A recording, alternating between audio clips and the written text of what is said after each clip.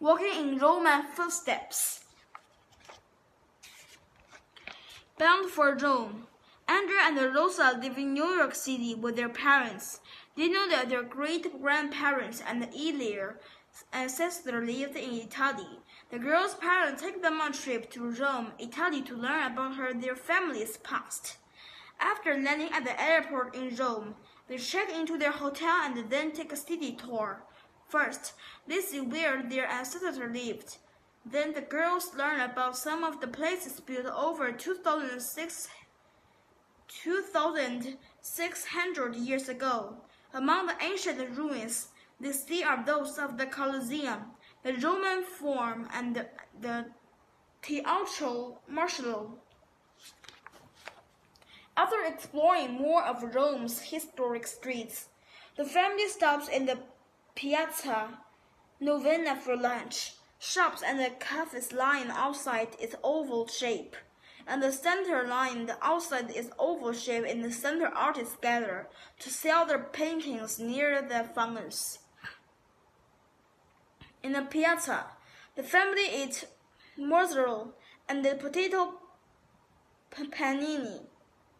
Then they watch the costumed performers who are standing as still as statues. When someone drops a coin in the buckets in front of the performers, they move like a mechanical wind-up doll, then stop and stand totally still once again.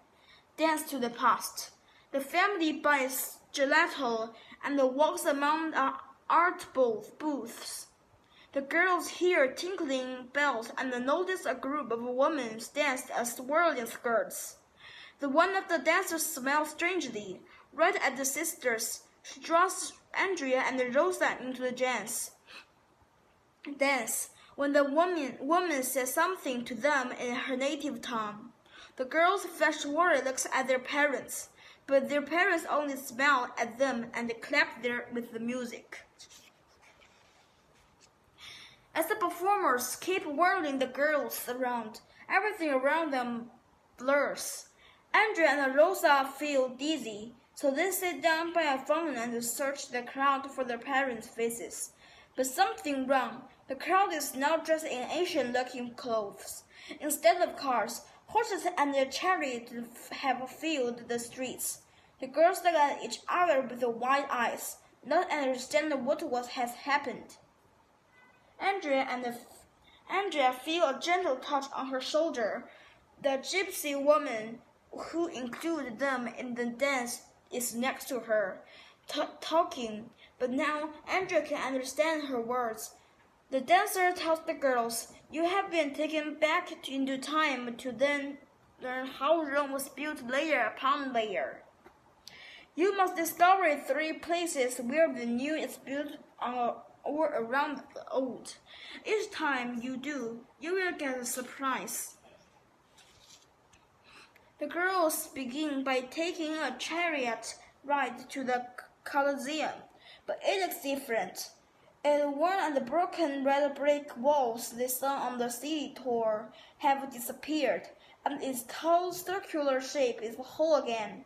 It looks new and now stands covered with gleaming white marble, and the awnings at the top are unrolled, giving shade to the thousands of spectators inside. Andrea and Rosa hear the crowd roar as the Roman citizens watch the games.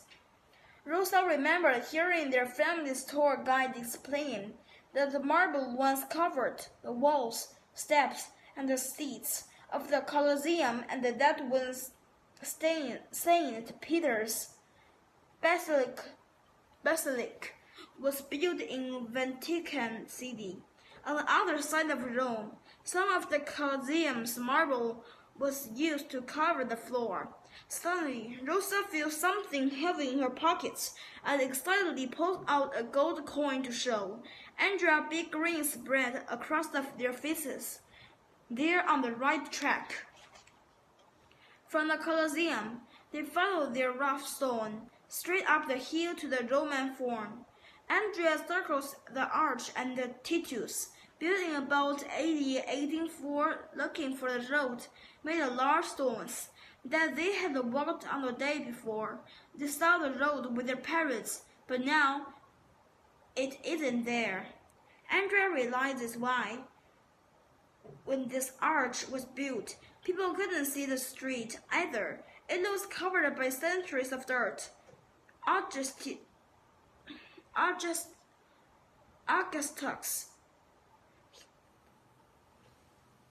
Caesar had built the ancient street in 6 BC.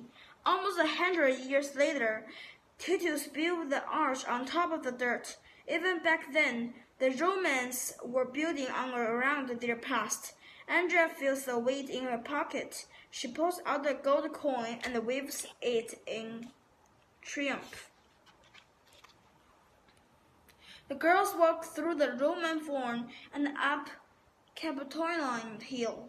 On their left, they see the ancient pillars and arches to Ticcio, Marcello. They both remember their guide telling them the new condominiums have been built above the old arches of the Ticcio. And they see that the church next door uses pillars and ancient building to make part of its outside wall. A third gold coin rolls in the street toward them. Pockets full of coins. Andrea and Rosa found their 3 clues. Immediately, the path melts away, and once again, they hear the honking of the car horns. It's today again, and the dancer is beside them. She leads them to the pavilion. Andrea points the 50-foot slope next to the ancient temple and says, "See, the street level of today is much higher than the street used to be." The girls now know that without the past, the new would have nothing to stand on. In many ways, the new depends on the old. After nodding to each other with pride, they see their parents waiting for them with open arms. The girls run to them, waving their coins and shouting, "Let's get more gelato."